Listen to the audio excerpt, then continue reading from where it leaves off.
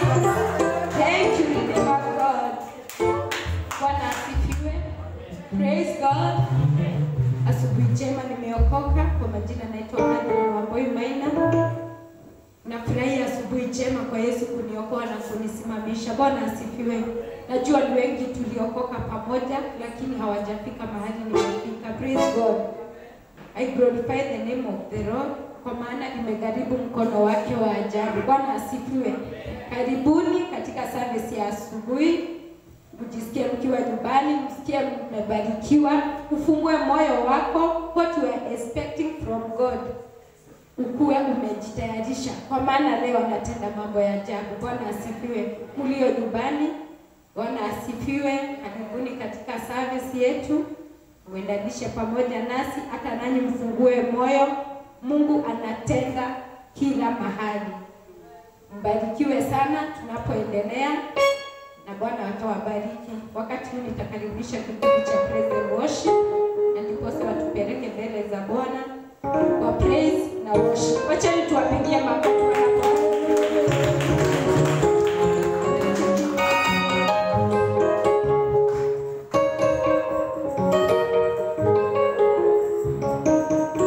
Bwana asifiwe.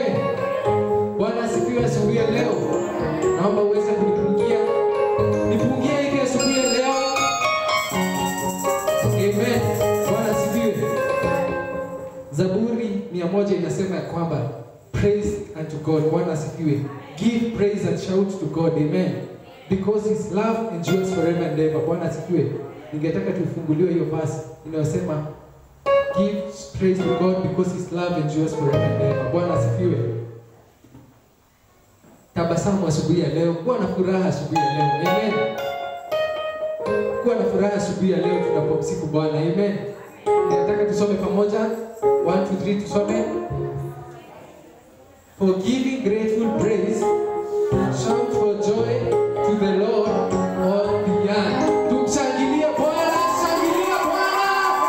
Tumshangilie Bwana kwa makofi mazuri. Wapi shangwe na vigelegele? Shangwe na vigelegele kwa Yesu. And this song of the earth, and this song of the earth.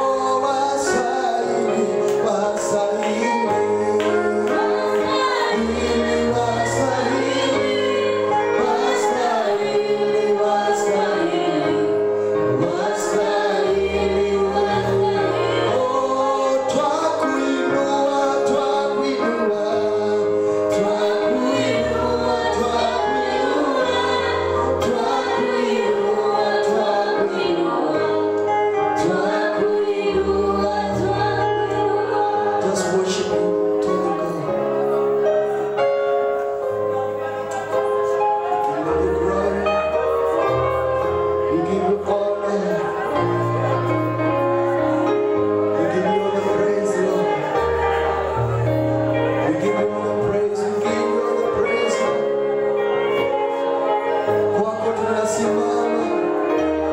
Jesus, you are our firm foundation.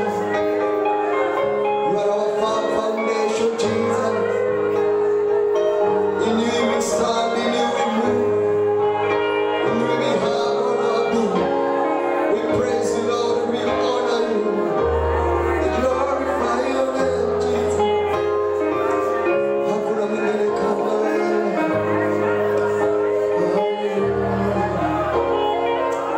Ningependa tumshangilie Bwana kwa kuwa yeye ni mwamba imara.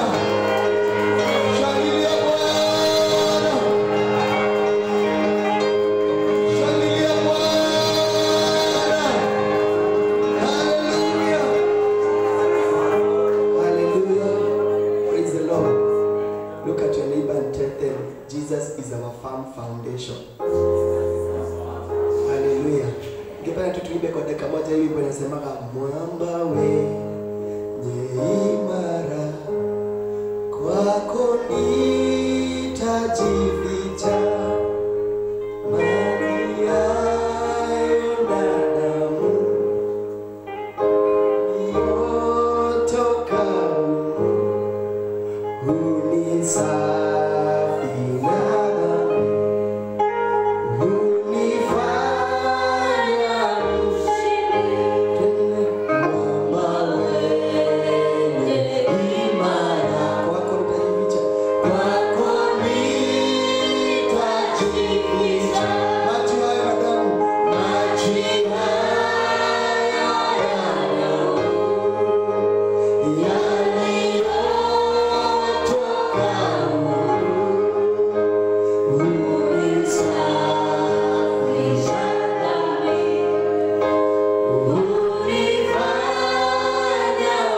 kwa kazi zote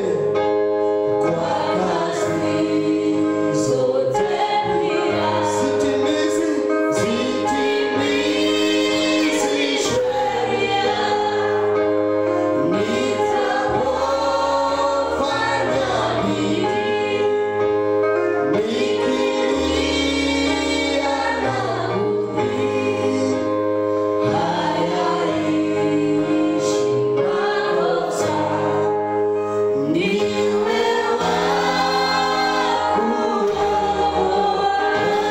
Celebrate Jesus. Hallelujah. Glory to Jesus. Come on, celebrate Jesus. You can do it better. Hallelujah.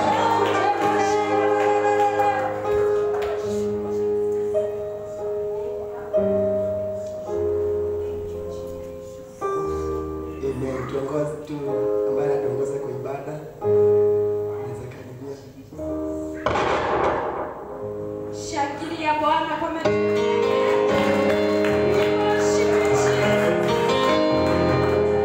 Barikiwe sana kikundi cha praise and worship.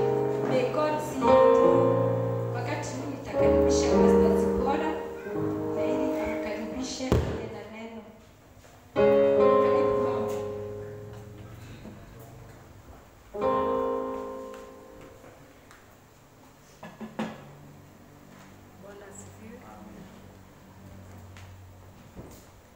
Bwana Yesu asifiwe kanisa.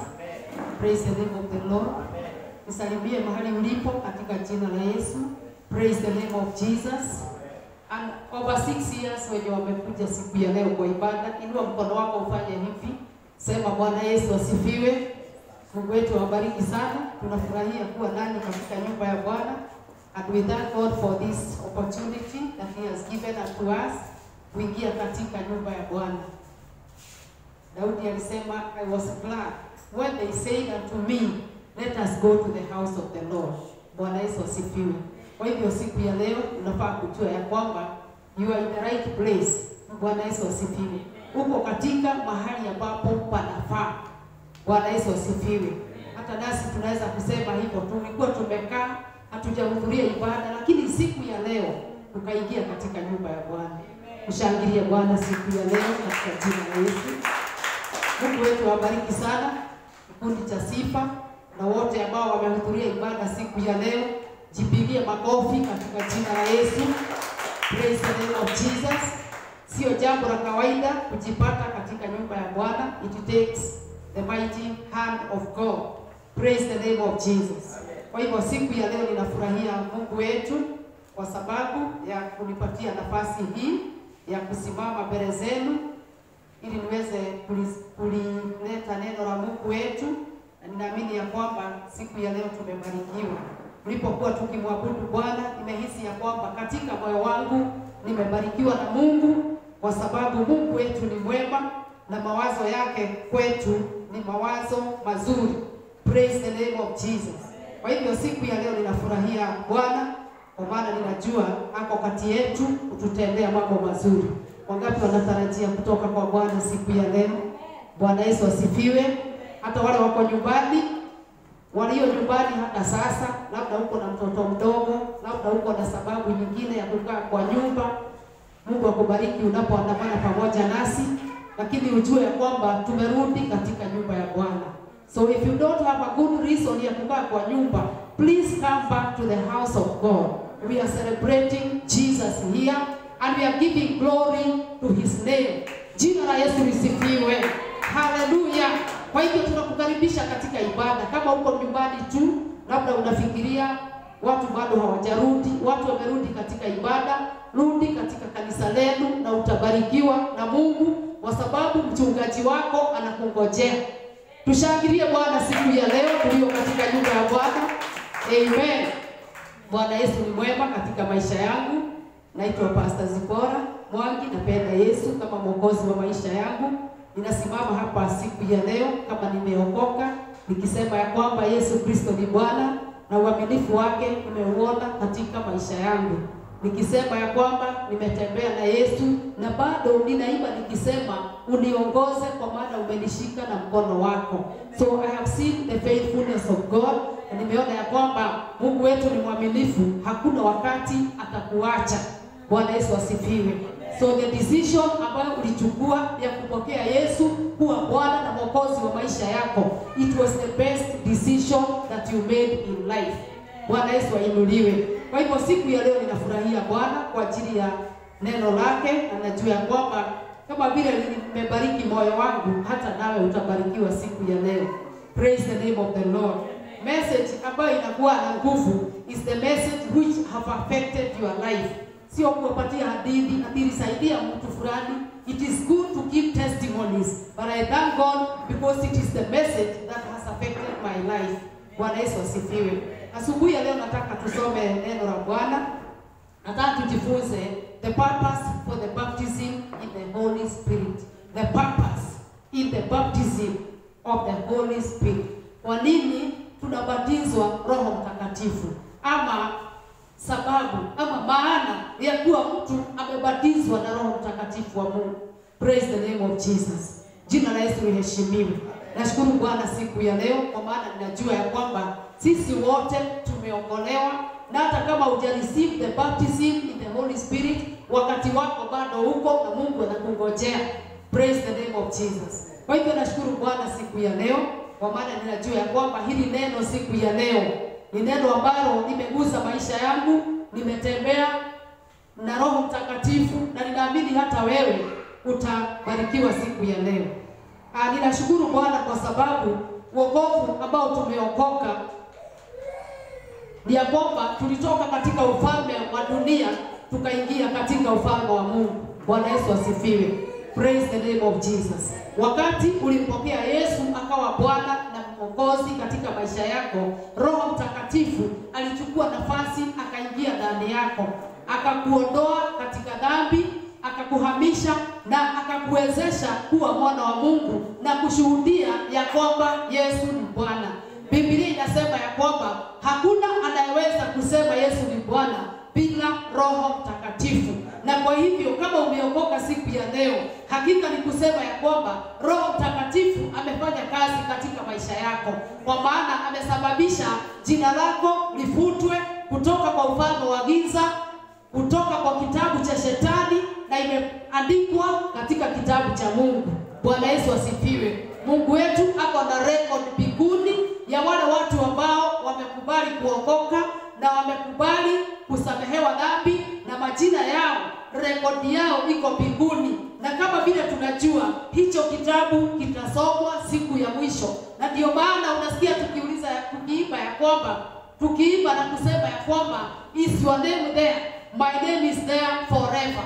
And it is my prayer ya kwamba wakati umempokea Yesu Kristo, let your name be in the book of life forever. Bwana Yesu asifiwe.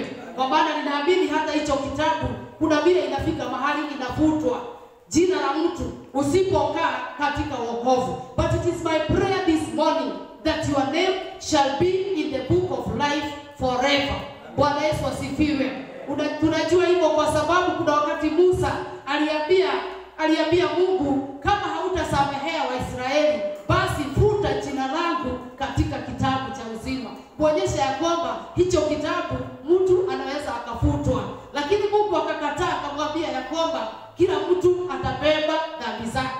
Praise the name of Jesus. Na so siku ya leo nataka tu kukuambia ya kwamba kama umeokoka, ni kuonyesha ya kwamba Roho Mtakatifu amefanya kazi ndani yako, kwa sababu umesamehewa na umeshika safari ya kuendelea mbinguni. Jina la Yesu lisifiwe. Asubuhi ya leo nataka tujue ya kwamba Yesu Kristo alipokuwa hapa duniani, alipokuwa na mitume wake, kuna mahali alifika akawaambia ya kwamba sasa ni wakati wangu wa kuacha niende mahali nilitoka. Na akasema ya kwamba ni vizuri niende, kwa sababu nikienda Roho Mtakatifu atakuja na atakaa ndani yenu milele. Praise the name of Jesus. Aliwaambia ya kwamba sitawacha hivyo kama watoto yatima, lakini nitawatia Roho Mtakatifu. Ukisoma Mark I think 20, Luke 24 around 49, Yesu aliwaambia ya kwamba msitoke Jerusalem hadi mjazwe na nguvu kutoka mbinguni. Bwana Yesu asifiwe. Hiyo ni kuonyesha ya kwamba ni kweli walikuwa wamechukua hatua wakamfuata Yesu, lakini akawaambia ya kwamba msitoke Jerusalem hadi mjazwe na nguvu kutoka mbinguni. Bwana Yesu asifiwe. Hiyo ni kuonyesha ya kwamba ni kweli tumeokoka, Roho Mtakatifu anafanya kazi ndani yetu, lakini hawa pia walikuwa wameacha mambo yao na wakamfuata Yesu. But akawaambia do not leave Jerusalem, kwa sababu alijua ya kwamba hii maisha, safari ya wokovu sio rahisi. Bwana Yesu asifiwe. And so he wanted to give them divine empowerment. Ni kama vile mtu anaweza kutrain afanye kazi, yeye sasa ni askari, yeye sasa amegraduate, lakini anaambiwa ya kwamba usiende vita hadi upatiwe bunduki ya kwenda kupigana. Bwana Yesu asifiwe.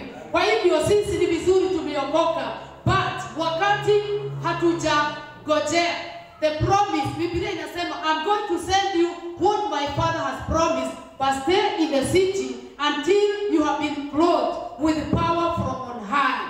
Bwana Yesu asifiwe. Hiyo ni kumaanisha ya kwamba askari amegraduate, lakini anaambiwa ya kwamba usiende vita bila silaha. Na kwa hivyo Yesu akaona ya kwamba hatuwezi safari hii bila nguvu za Roho Mtakatifu. Bwana Yesu asifiwe. Kwa hivyo siku ya leo nataka tujifunze, tujue ya kwamba kwa nini, on the purpose for the baptism in the Holy Spirit. Tunaambiwa kila wakati, lakini sababu yake ni nini? Na ninataka tusome Biblia katika kitabu cha Mitume chapter 1 verse 8. Hallelujah. Praise the name of Jesus. Acts chapter 1 verse 8, na pia tutasoma Mark 16 verse 17. Hallelujah. Tusome kwanza Acts chapter 8 verse 1 verse 8. Biblia inasema ya kwamba but you will receive power when the Holy Spirit comes on you, and you will be my witnesses in Jerusalem and in all Judea and Samaria and to the ends of the earth. Bwana Yesu asifiwe. Purpose ambayo inafanya ya kwamba tuwe na baptism ya Roho Mtakatifu ni ya kwamba tuwe na nguvu ambazo sio za kawaida. Bwana Yesu asifiwe. For divine empowerment. Tuwe watu ambao wako na nguvu ambazo sio za kawaida. Na kama vile nimesema ya kwamba sisi wote tunahitaji that strength, that power of the Holy Spirit katika maisha yetu. Bwana Yesu asifiwe. Umeona Yesu amesema ya kwamba msitoke Jerusalem hadi mpokee nguvu kutoka mbinguni. Lakini hapa sasa anakaribia kwenda kuwaacha. Akawaambia ya kwamba you will receive power when the Holy Spirit come upon you. Ni kuonyesha ya kwamba wakati unapokea Roho Mtakatifu, you experience divine encounter and supernatural encounter katika maisha yako.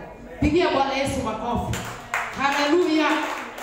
Unajua ninafurahi tunaongea kuhusu Roho Mtakatifu na ako hapa saa hii. Bwana Yesu asifiwe. Una imagine ukiongea habari ya mtu na ako hapa. Meaning I am speaking the truth. Na anajua ya kwamba ninanena ukweli. Because he is here. Na pia ako ndani yako. Ushangilie Roho Mtakatifu katika jina la Yesu. Bwana Yesu aheshimiwe. So nataka kusema ya kwamba that you receive divine empowerment. Nataka kusema siku ya leo ni vizuri unakuwa umeokoka. But there is something else to that. Biblia inasema watu kama kina Petro. If you read Mark 16 verse 17, wacha tufunguliwe tuone. Mark 16:17. Hallelujah. Thank you Jesus. Biblia inasema ya kwamba I think sio hiyo nilikuwa nataka, lakini wacha niseme hivi. The evidence ya kuwa mtu amebatizwa na Roho Mtakatifu, Yesu aliahidi katika Mark 16:17. Akasema ya kwamba these signs will accompany those who believe. In my name they will drive out demons. In my name they will speak in new tongues. If you are a believer, inua mkono wako juu. If you are those who believe, lift up your hand. Hallelujah. Then you are a candidate in the name of Jesus, driving out demons and speaking in new tongues. In Jesus' mighty name. Na inawezekana kwako katika jina la Yesu. Kwa sababu wewe ni mwana wa Mungu. Hiyo inamaanisha ya kwamba sisi wote baada ya kupokea wokovu, kuna hatua nyingine tunaenda ya kujazwa na nguvu za Roho Mtakatifu. Na ukisoma bila Yesu aliwaambia Acts 1:8, Yesu Kristo alipoondoka, walirudi wakakaa, wakamgojea for 10 days. Na walipokuwa wanamgojea, if you read Acts chapter 2:4, Biblia inasema wote wakapokea nguvu za Roho Mtakatifu. Na ninaomba siku ya leo sisi wote tupokee nguvu za Roho Mtakatifu. Hata wale wamejazwa wapokee tena katika jina la Yesu Kristo, mwana wa Mungu aishie milele. Praise the name of Jesus. Because when you receive the Holy Spirit, maisha yako inabadilika kabisa. Nilikuwa nimeishi maisha nimeokoka, but the day I received the Holy Spirit, nilisikia hapana, sio mimi sasa. Now it is no longer I. Nimepokea nguvu nyingine ambayo sio kawaida. The power even that transformed and changed my life forever until today. Bwana Yesu asifiwe. Praise the name of Jesus. Wakati nilipokea Roho Mtakatifu, huwa nasema ya kwamba nilikuwa nimelala mahali kwa shule jioni, na nilipokea Roho Mtakatifu, nikasikia maisha yangu imekuwa different. Kuamka nilikuta digiza. Watu wote walishaenda wakaniacha. I want to tell you today that the Holy Spirit comes in your life. Analeta mabadiliko ambayo hakuna mwanadamu anaweza kufanya katika maisha yako.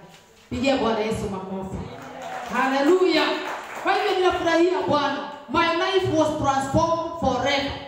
Bwana Yesu asifiwe. And I was a good Christian. Nilikuwa ninaomba, nilikuwa nafanya kila kitu, lakini hiyo inirusha mahali pengine katika jina la Yesu.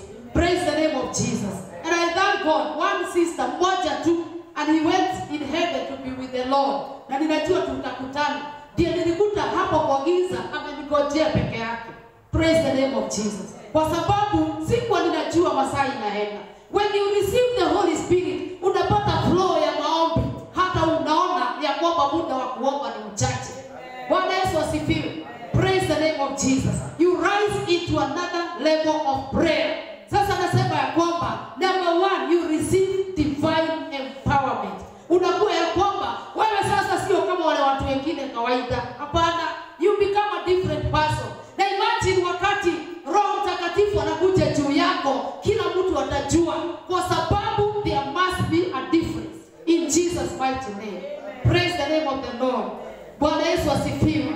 Wakati unapokea nguvu za Roho Mtakatifu, unakuwa mtu ambaye now you no longer depend na decisions ambazo wewe mwenyewe labda una make, lakini una depend na confirmation ya Roho Mtakatifu. Bwana Yesu asifiwe. Because it is no longer you, ni Roho Mtakatifu anafanya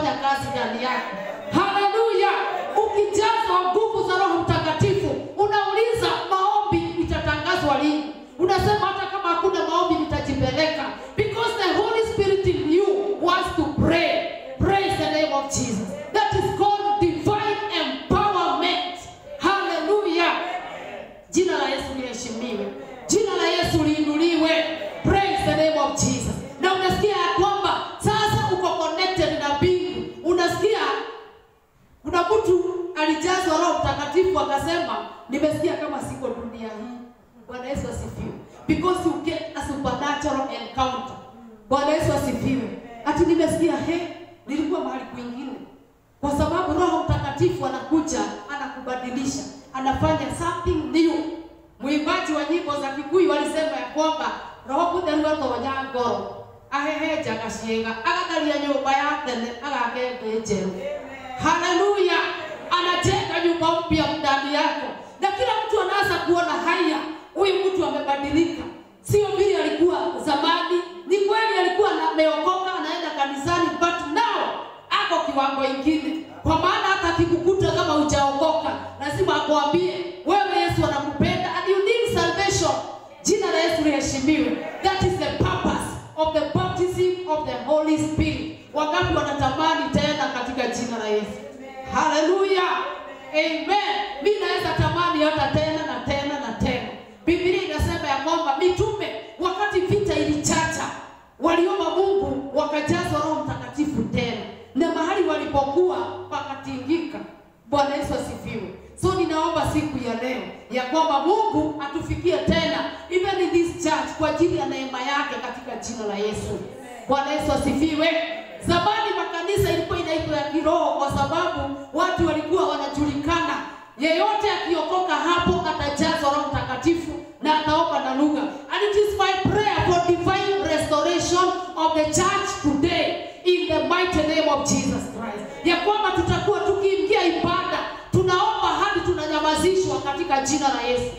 Praise the name of Jesus. Kuna mhubiri alisema watu wakianza kuomba church yake ya David Yomicho, kengele hata inapigwa na watu hawasikii. That is what I am desiring in this generation. In Jesus mighty name. Inapigwa mara ya kwanza, inapigwa tena na watu hawasikii. Hallelujah. Kwa maana wamepotelea katika upako na furaha ya Roho Mtakatifu. You feel good. Hallelujah. Ni vile siwezi kukugawia nikuambie usikie vile huwa ninasikia, lakini you are in a position to receive the Holy Spirit kwa ajili wewe ni mwana wa Mungu katika jina la Yesu. Praise the name of Jesus. Na unapata nguvu and you rejoice in salvation. Praise the name of the Lord. Jina la Yesu liheshimiwe. Amen. Hiyo si amen. Ya watu wanahitaji kupokea na kujua nguvu za Roho Mtakatifu. Hallelujah. Amen. Praise the name of Jesus. Amen. Praise the name of Jesus. Amen. Nasema ya kwamba watu ambao wanatamani kusikia nguvu za Roho Mtakatifu katika maisha yao. Hallelujah. Amen. Praise the name of the Lord. Amen. Nashukuru Mungu siku ya leo kwa sababu ninapowatazama nyinyi wote ninaona nyinyi wote ni candidates wa kupokea Roho Mtakatifu. Amen. Pigia Bwana Yesu makofi. Hallelujah. Kwa hivyo ninafurahia Bwana siku ya leo. Jambo la pili ambalo tunafaa katika mioyo yetu, the purpose, the second purpose ya kupokea Roho Mtakatifu, tujue ya kwamba is something called intimacy. Intimacy with God. Hallelujah. Amen. Intimacy with God. Hiyo inamaanisha ya kwamba wakati unabatizwa na Roho Mtakatifu, unakuwa na uhusiano wa karibu na Mungu kuliko hapo mbeleni. You are able to move forward into a new level. Amen. Praise the name of Jesus. Bwana Yesu asifiwe. Amen. Praise the name of Jesus. Biblia inasema you receive intimacy. Na tunajua ya kwamba sisi katika maisha ambayo tunakaa, kuna maisha relationship ambayo inakuwa very intimate katika maisha yetu. Hadi unasikia ya kwamba hata watu wakioana wanakuwa na very intimate fellowship. Hadi mtu anahama kwao anaenda kuishi mahali ambapo hata ajui hawa watu wanakaa namna gani.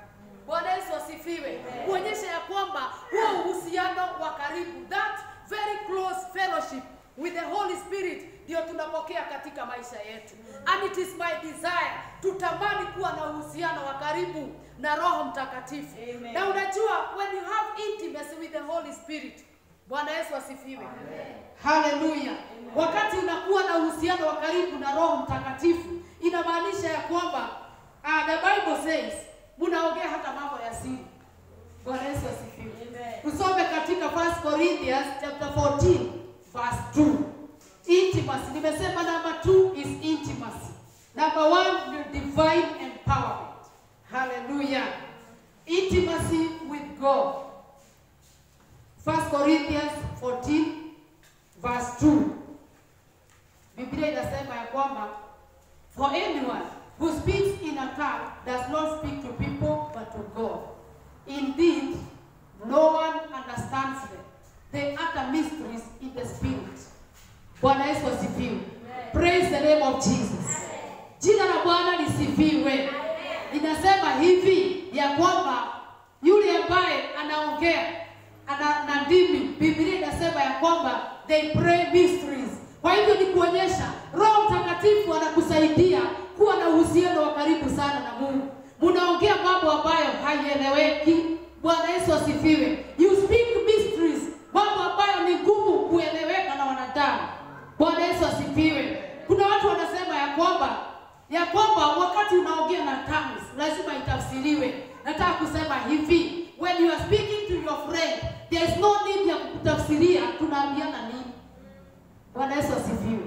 Wewe sitaki kukutafsiria ujue siri yetu na Mungu tunaongea nini. Bwana Yesu asifiwe. Labda Roho Mtakatifu anaona kuna jambo liko mbele, ananiombea akiwa ndani yangu. Biblia inasema in Romans chapter 8 verse 26 that the Spirit helps in our infirmities because we do not know how to pray. Anatusaidia kuomba kulingana na mapenzi ya Mungu. Bwana Yesu asifiwe. So when you pray in the Spirit, ukiwa umebatizwa na Roho Mtakatifu, the advantage, the intimacy with God. Oh, hallelujah. Bwana Yesu asifiwe. Nani hataki kuwa na intimacy na Mungu? Bwana Yesu atusaidie sana. When you receive the baptism of the Holy Spirit, you speak mysteries. Unaongea na tongues ambao hazieleweki. So you enter into the realm of the supernatural. Katika mambo ambayo sio ya kawaida. Unatoka hii maombi ya kawaida unaingia ingine. Bwana Yesu aheshimiwe. Oh, glory to God. Naona kama kuna watu hawaelewi. Wangapi wanashika? Hallelujah. Nimesema ya kwamba when you receive the baptism in the Holy Spirit, mnakuwa na ushirika wa karibu sana na Mungu. Kwa sababu unaona Biblia inatuambia ya kwamba Roho Mtakatifu anatusaidia katika udhaifu wetu. Mimi naweza kuwa na mahitaji niombee kulingana na vile ninajua. Lakini wakati Roho Mtakatifu ananisaidia kuomba, anaomba mapenzi ya Mungu. Na mapenzi ya Mungu lazima ijibiwe. Bwana Yesu asifiwe. Kama sijui jambo nitaliombea namna gani, I will pray in the Spirit. Kwa maana ninajua nikiomba na Roho itatendeka vile Mungu anataka. Bwana Yesu asifiwe. So you speak mysteries. Mnaongea mambo ya siri na Mungu. Kwa hivyo ndimi ambazo ama tongues ambazo mtu anaomba, unaongea siri na Mungu, hazihitaji kutafsiriwa. Zile ambazo zinatafsiriwa ni ambaye tuko katikati yetu, mtu anatupatia ujumbe ya unabii. Hiyo itatafsiriwa ndio sisi wote tujue, na hiyo inakuwa public. Lakini kama ni mimi maombi yangu, huwezi tafsiriwa maombi yetu. Hiyo ni siri yetu. Bwana Yesu asifiwe. Shangilia Roho Mtakatifu siku ya leo. Oh, hallelujah.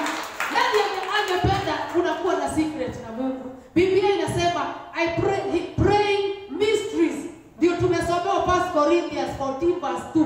Unaombea mambo ambayo haieleweki na wanadamu, na lugha ya wanadamu. Bwana Yesu aheshimiwe. Na ndio maana after kutoka mahali hapo, unatoka ukiwa mtu tofauti katika jina la Yesu. Because labda Roho Mtakatifu anakuombea. Kuna kitu labda umeshindwa kuacha. Roho Mtakatifu anakuombea. By the time unatoka hapo, unajikuta ya kwamba hata una shughuli na hiyo kitu.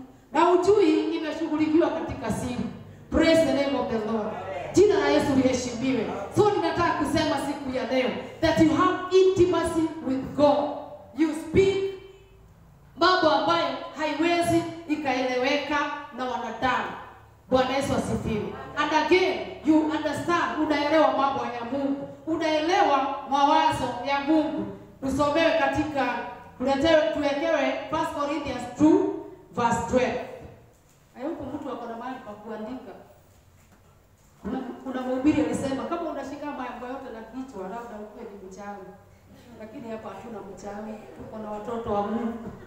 Bwana Yesu asifiwe. Haleluya. Alikuwa anaitwa Pastor Sege. Alikuwa anasema kama unaelewa kila kitu yote, wewe ni mchawi. Tafuta notebook uandike mahali.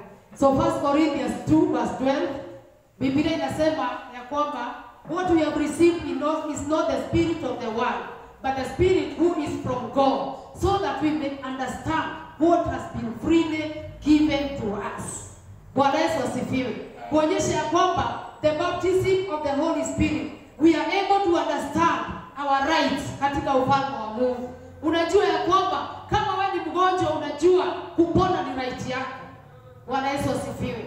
Unajua ya kwamba kama wewe umefinyiliwa na shetani, it is your right kuwa umefunguliwa na kuwa na furaha katika jina la Yesu. Praise the name of the Lord. Unajua ya kwamba hata ukifungiwa na COVID-19 nyumbani, bado utaomba na dimi nyumbani, kwa maana haujafungiwa kuomba na Roho Mtakatifu katika jina la Yesu. Praise the name of Jesus. Hallelujah. Kama ni unasikia ya kwamba umefungwa na misingi ya zamani, ukiwa na Roho Mtakatifu unajua ya kwamba ni lazima uko na right even to be set free in the name of Jesus. Bwana Yesu asifiwe. Na unajua kuna Mungu anaweza to break those evil foundations in the mighty name of Jesus. Bwana Yesu aheshimiwe. So that we may understand what God has freely given us. Jambo la kwanza, tumepewa wokovu bure. Lazima tujue yale mambo ambayo Mungu ametupatia. The next verse inasema ni hallelujah, verse 13. Inasema ya kwamba this is what we speak, not in words taught by human wisdom, but in words taught by the Spirit, explaining spiritual realities with spirit taught words. Ni kuonyesha ya kwamba words ambazo tunaongea katika roho sio kufundishwa, tunafundishwa na watu. Bwana Yesu asifiwe. Hakuna mtu anakufundisha atiomba nyuma yangu. No, you are taught na Roho Mtakatifu mwenyewe. Ndio maana watu hata hawaombi lugha zinafanana. Unaweza kufanana lakini labda we are not saying the same thing. Bwana Yesu asifiwe. So unaelewa ya kwamba hatuongei na maneno ambayo tunafundishwa na wanadamu. Hakuna mtu anatufundisha. Mimi wakati nilipokea Roho Mtakatifu nilistukia tu hata haya kwani ninaomba aje. Bwana Yesu asifiwe. Because I was taught by the Spirit of God. Ni kuonyesha ya kwamba mtu ambaye ako na Roho Mtakatifu ni mtu wa ajabu sana. Ukisoma the next verse, inasema ya kwamba verse 14, the person without the Spirit does not accept. Ingine inasema does not understand. Juu unaangalia hawa watu nashindwa ni nini inawafanyikia. Hata wakati mitume walijazwa Roho Mtakatifu, watu waliuliza kwani hao wamelewa mapema aje? Juu watu waliona ya kwamba ni kama wamelewa. Waliona kama ni ulevi ya asubuhi mapema saa 3. Lakini Petro akawaambia hapana, sisi hatujalewa. Imetendeka what was promised by the prophet Joel. In Joel 2 verse 28. So nataka kusema ya kwamba wakati unapokea Roho Mtakatifu, wewe unakuwa mtu ambaye unaelewa ni nini kinafanyika katika ulimwengu wa kiroho. Kwa sababu mambo ya kiroho hauwezi kuitafsiri kwa kusoma vitabu, kwa kuangalia na macho. Lazima uelewe siri za kiroho kupitia kwa Roho Mtakatifu. Praise the name of Jesus. So the things of the Spirit, they are spiritually designed. Na ndio maana unakuta ya kwamba mtu amejazwa Roho Mtakatifu hauwezi ukamuelewa. Bwana Yesu atusaidie. You cannot understand that person. Hawezi kuelewa kwa nini anaomba masaa 2, 3. Anaendelea kuomba bado. You cannot understand. Na hawezi kukuelezea uelewe. So the only thing you need is to get that experience ili upokee katika jina la Yesu. Hallelujah. Na ninaomba Mungu atuinue na atujaze tena. Bwana Yesu asifiwe. Hallelujah. Ninafurahia Mungu siku ya leo kwa sababu ninajua after this kuna watu Mungu atatembelea na watakuja next Sunday wakiwa tofauti. In Jesus name. Kwa sababu Mungu wetu anaweza. Hallelujah. Kuna dada alijazwa Roho Mtakatifu, wako hapa lakini sitawaambia ni nani. Alikuwa anasema ya kwamba akianza kuomba tu alikuwa anajisikia after 2 hours. Na imagine alikuwa in the spirit world, haelewi lakini anaomba. Na inawezekana katika jina la Yesu. Sasa mtu kama huyo akikuelezea, utafikiri alikuwa anafanya nini? You cannot understand. And it is my desire kila mmoja ainuliwe hiyo kiwango cha kuelewa mambo ya Mungu. Maana katika hii safari ya mbinguni ni safari ya kiroho. Sio safari tunatembea na miguu. Tumeimba tukasema Yesu akushike mkono. Sio mkono physical. Hii mkono physical unajua itakufa na itazikwa. Lakini you are spiritual. Ndio anakushika akikuelekeza mbinguni. So you need power ili uweze kuwa mtu ambaye ako na uhusiano wa karibu na Mungu. Praise the name of the Lord. Jina la Bwana lisifiwe. So when you are filled with the Holy Spirit, you pray effectively because you pray the mind of God. Unaomba hii jambo Mungu tunataka kufanya kwa hii familia. Tutaifanya namna gani? Hata ujui utaomba aje. When you pray in the Spirit, Roho Mtakatifu anaielekeza vile itafanyika. Na inafanyika katika mapenzi ya Mungu. And the Holy Spirit never fails. Jina la Yesu liheshimiwe. Unajua mimi sijui mahitaji yangu yote. Si kweli? Sijui. Labda niko na mahitaji mengine sijui. Labda kuna mambo mengine mbele siwezi elewa. But when I pray in the Spirit, Roho Mtakatifu ananisaidia kuiombea hata kama sielewi. Bwana Yesu asifiwe. Ananisaidia kuiombea. Kuna mtu tulikuwa tunaambiwa ya kwamba alikuwa anaomba na tongues. Kumbe alikuwa anaombea mtu alikuwa gani? Wakati alienda akasikia ile hatari huyo mtu alikuwa naye, akakumbuka kumbe huyu ndio nilikuwa ninaombea. Bwana Yesu asifiwe. Na hamjui. So that is how we work. Hiyo ndio tunasema tuko kanisa la kiroho. Shangilia Bwana wa mabwana. Haleluya. Kanisa la kiroho sio kuimba nyimbo na kurukaruka, ni kujazwa na Roho Mtakatifu. Bwana Yesu asifiwe. And it is freely given to us by God. Na ukijazwa Roho Mtakatifu unaulizanga, wani Sunday imekaa bila kufika. Niende tu nikaomba. Mimi chachi ambayo nilikuwa kabla sijajazwa Roho Mtakatifu, nilienda nikakaa nikaona huku hakuna nafasi ya kuomba. Tunaambiwa tufungeni macho, tunaomba. So siku moja hata nilitoka ibada ikiendelea, nikachomoka hivi tu kidogo, nikaenda kutafuta watu wenye wanaomba kama jinsi ambavyo ninasikia ndani yangu. Praise the name of the Lord. That is what the Holy Spirit can do in your life. Jambo lingine ni ya kwamba wakati unajazwa Roho Mtakatifu, unakuwa mtu ambaye you understand the will of God. Tukisoma katika Biblia in the book of Matthew 16 verse 23, utakuta jambo hapo ambalo litatusaidia siku ya leo. Haleluya. Unajua leo Roho Mtakatifu wako. Unaongea kumhusu.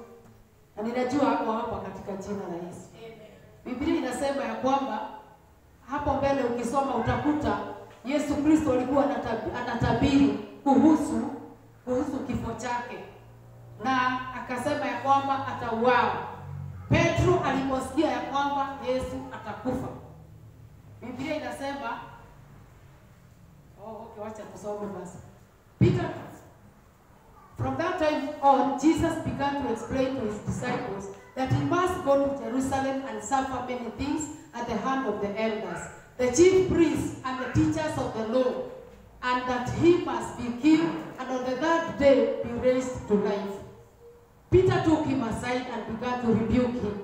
Never, Lord, he said, this shall never happen to you. Verse 23, Jesus turned and said to Peter, get behind me, Satan. You are a stumbling block to me. You do not have in mind the concerns of God, but merely human concern. Bwana Yesu asifiwe.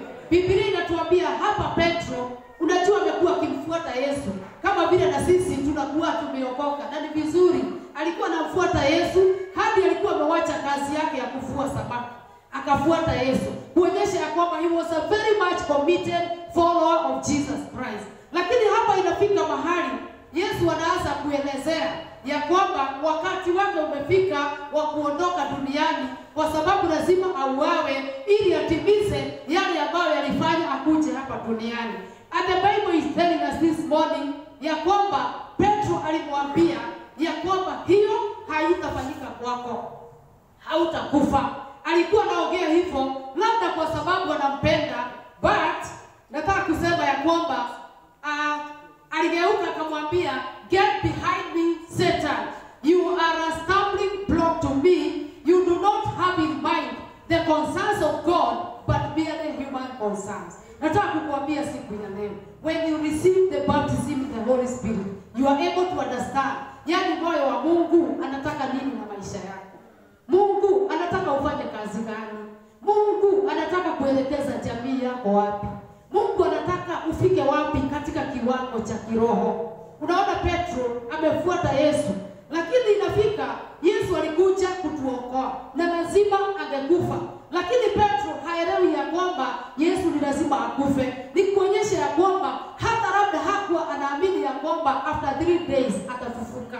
Kwa sababu akimwambia wewe hautauawa, because angejua ya kwamba atakufa na atarudi amuone tena akiwa na utukufu, angesema ya kwamba na Mungu atakuwa na wewe na Mungu atakusaidia, na hiyo siku 3 tutakuwa tumekungojea ufufuke, na ninajua tutaona utukufu, na ninajua ulimwengu utaokolewa. Lakini Peter hakuwa anaelewa bado Yesu alikuja kufanya nini. Alikuwa anafikiria ya kwamba Yesu alikuja kuwa mfalme wa Wayahudi, na ndio maana walimsulubisha wakaandika mfalme wa Wayahudi. So ninasema ya kwamba when you are filled with the Holy Spirit, you are able to understand, unatofautisha mambo ya Mungu na mambo ya wanadamu. Bwana Yesu atusaidie.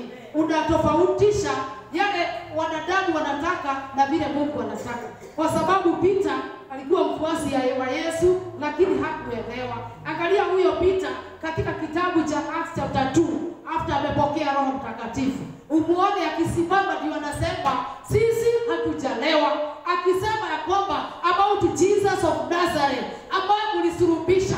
Sasa ameanza kupata ufunuo because he has received the baptism in the Holy Spirit. Unapopokea ubatizo wa Roho Mtakatifu, you are able to understand even the revelation of the word of God. Jina la Yesu lisifiwe. Kwa hivyo alipojazwa Roho Mtakatifu, alibadilika akawa mtu tofauti, akaanza kuongea tofauti.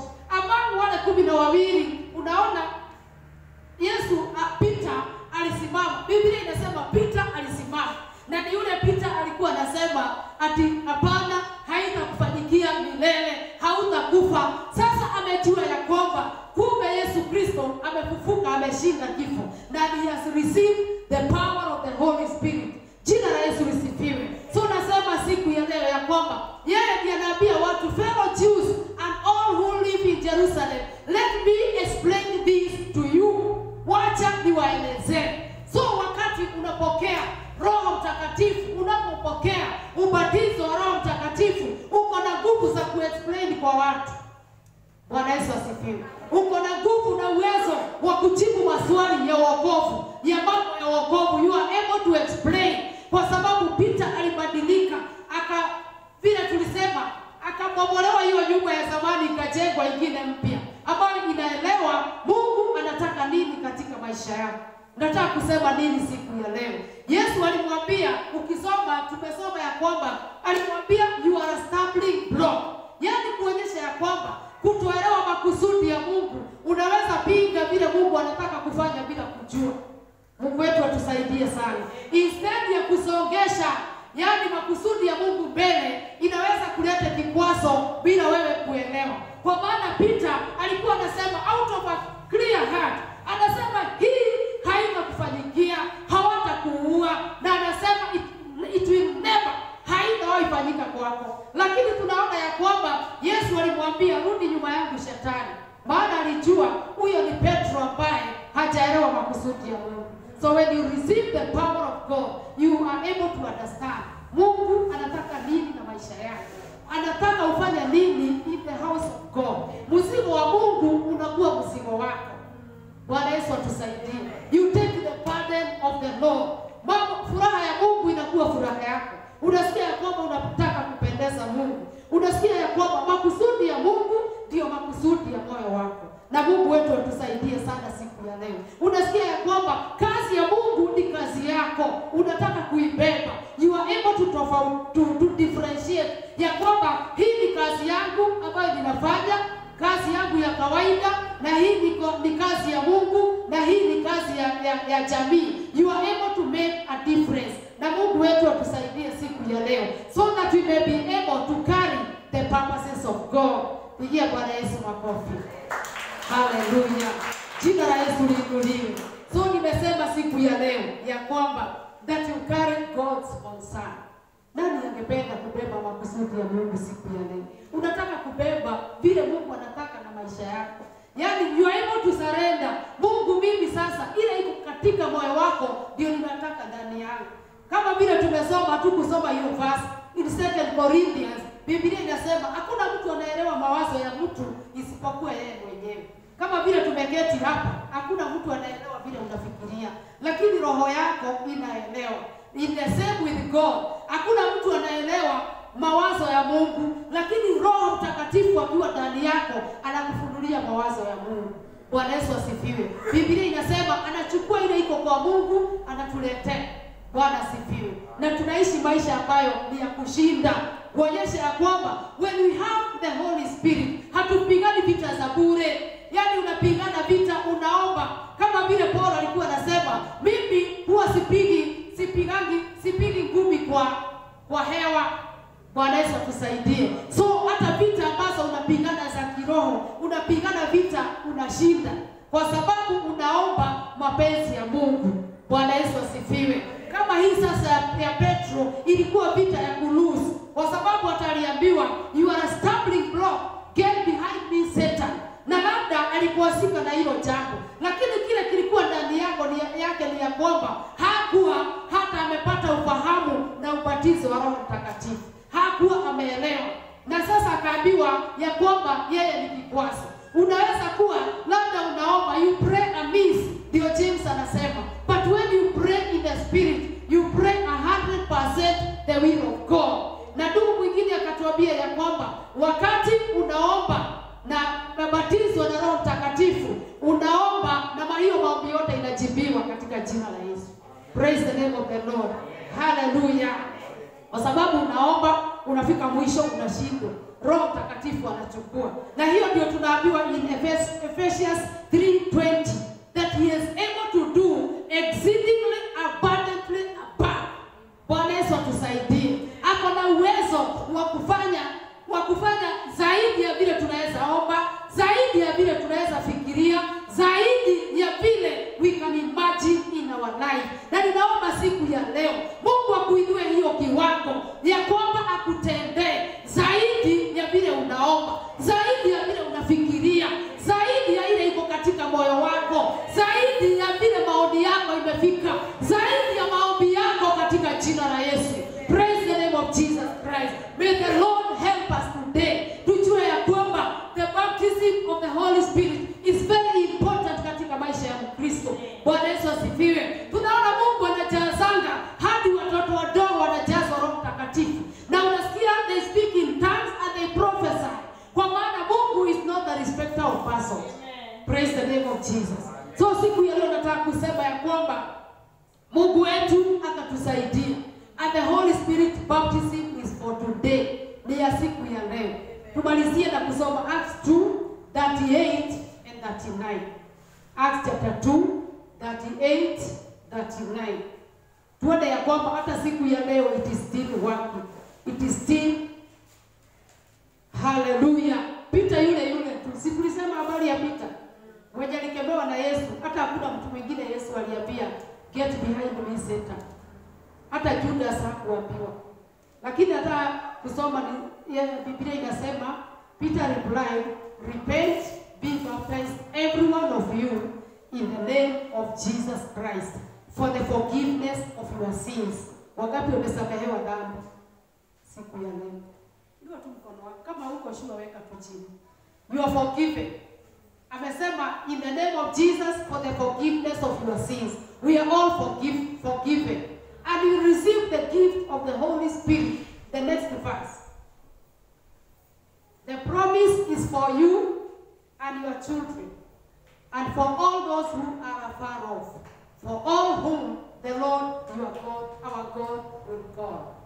Bwana Yesu asifiwe. Hallelujah.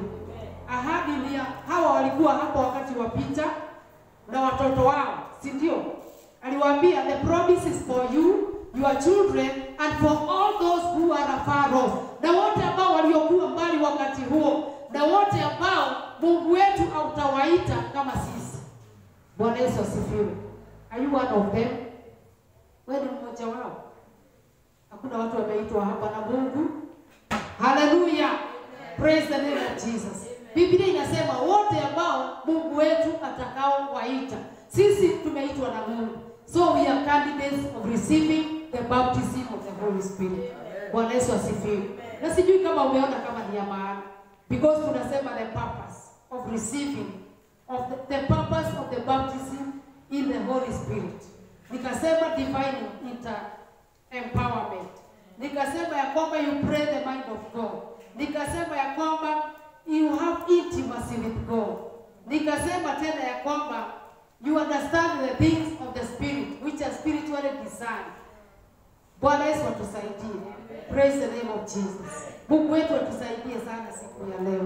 Kwa maana tunafaa sisi wote kupokea Roho Mtakatifu. Na unajua jambo lingine ni ya kwamba wakati unaanza kuomba in tongues, shetani anachanganyikiwa. Unaomba tu, labda ninaombea mtu, Mungu ninakuomba, kumbuka Jerry, utendee mambo mazuri, utembelee hata ile nyumba yake, umsaidie, umuinue, hiyo biashara yake umsaidie. Alafu wala basate, unaanza kuombea Jerry na tongues, the will of God. Shetani anachanganyikiwa, anapotea, anashindwa kwani huyu ameenda wapi? Na nikasoma kitabu cha mtumishi wa Mungu anasema ya kwamba wakati unaomba na lugha ya kawaida, unaomba Mungu nisaidie, leo ninaenda Nakuru na unisaidie niende nifike salama. So shetani anajua kumbe anaenda Nakuru leo. Unajua before you say something shetani huwa haelewi. Kumbe leo anaenda Nakuru, nitaenda nimngojee hapo Daramea. Mungu wetu atusaidie sana. But when you pray in the spirit, shetani anachanganyikiwa. Bonke alisema ya kwamba he cannot even crack the code ama pin ya Roho Mtakatifu. Hallelujah. Tushangilie Bwana, tumwambie siku ya leo atusaidie. Simama uambie Bwana siku ya leo, nisaidie so that I may receive again the baptism in the Holy Spirit. Praise the name of Jesus. You are a candidate. Mwambie Bwana nifikie tena tu kwa ajili ya neema yako siku ya leo. Oh, rishaba bakasele lebana. Tunakuheshimu Baba wetu. Fungua tu kinywa chako, mwambie Bwana, ninahitaji Roho Mtakatifu siku ya leo. Bwana, ninakuomba unisaidie. Bwana, ninakuomba ukainua moyo wangu tena katika jina la Yesu. Oh Jesus, I worship you. Wewe ambaye uliona ya kwamba hatutaweza peke yetu, lakini unatuwezesha kulingana na mapenzi ya Mungu. We just worship you. Hebu mwambie Bwana, wewe ni mtoto wa Mungu siku ya leo. Mwambie Bwana, ninakupenda. Mwambie Bwana, ninatamani siku ya leo. Kwa maana Yesu alisema ya kwamba yeyote aliye na kiu na aje na anywe. Na huyo alikuwa anaongea kuhusu Roho Mtakatifu wa Mungu. Shalabosita Bwana. Tunakuheshimu siku ya leo. Oh, we worship you today. Oh, ripasheke tamamazini. Changanya shetani siku ya leo. Kama umejazwa Roho Mtakatifu, wacha achanganyikiwe na maisha yako. Akikutafuta anakukosa. Shalabosila babonde. Risheke tabasile pando. My Father, raiposheke tabo. Reshebe bosila bonde. Resheke tabasile pando. Uinue tena Bwana. Tujaze tena Bwana. Rishabo seketa mama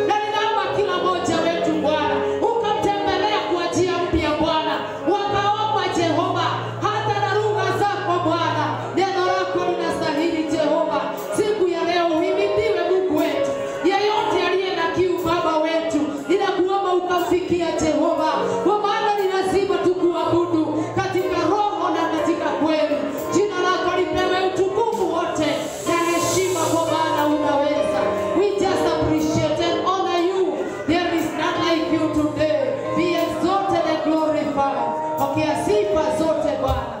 In Jesus' mighty name, we worship you, Lord. Hallelujah. Unaweza kuwa kati yetu siku ya leo na labda hujapokea Yesu Kristo kuwa Bwana na Mwokozi wa maisha yako. Kabla tujafunga ibada, tumesoma ya kwamba Biblia inatuambia ya kwamba sisi wote we are able to receive forgiveness of sins through Jesus Christ our Lord. Kwa hivyo unaweza inua mkono wako mahali ulipo, anapita alivyosema that when you are forgiven, you are able to receive the gift of the Holy Spirit. Inua tu mkono wako, mwambie Bwana nisaidie siku ya leo. Oh, nipashala Mungu. Inua mkono wako siku ya leo. Unataka kumwambia Bwana, mimi ninatamani kupokea nguvu za Roho Mtakatifu katika maisha ya kiroho. Lazima tukue empowered, tukue na nguvu katika maisha yetu. Sijui kama uko hapa, uinulia tu Bwana mkono, mwambie Mungu wetu unijaze na nguvu za Roho Mtakatifu. Mwambie I need this divine empowerment. Sijui kama uko hapo katika jina la Yesu na unamwambia Bwana, mimi hizi nguvu ninazihitaji ili nibebe makusudi yako, ili niwe na uhusiano wa karibu na wewe. Inua mkono wako juu tunapomalizia katika jina la Yesu. Are you there? Hallelujah. Thank you Jesus. Thank you Father. Thank you Father. We appreciate you Lord. Uko hapo unataka level nyingine ya maombi katika maisha yako. Unasikia maombi ambayo unaomba siku ya leo imekuchosha, unataka kusaidiwa maombi na Roho Mtakatifu. Just lift up your heart katika jina la Yesu. Bwana Yesu atusaidie. Roho Mtakatifu anapenda unyenyekevu. Just lift up your heart mbele za Bwana. Mungu wetu awabariki sana walioinua mkono. Mungu awajaze, Mungu awakumbuke na watembelee katika njia ya kipekee. In the mighty name of Jesus. Father, we worship you. We praise and honor your holy name. Asante Roho Mtakatifu wa Mungu kwa sababu ya kuwa pamoja nasi na kutuhudumia siku ya leo. Na wewe uko pamoja nasi na Bwana utatuhudumia na kila mmoja wetu ambaye anakutamani utamfikia na nguvu za Roho Mtakatifu. Hii safari hatuiwezi bila Roho wako Mtakatifu. Baptize each one of us with the power of the Holy Spirit. We appreciate and honor you today in Jesus' mighty name. Amen. Amen. Mungu wetu awabariki na watende mema. Na mnapoendelea katika maombi, mpokee nguvu za Roho Mtakatifu. Amen.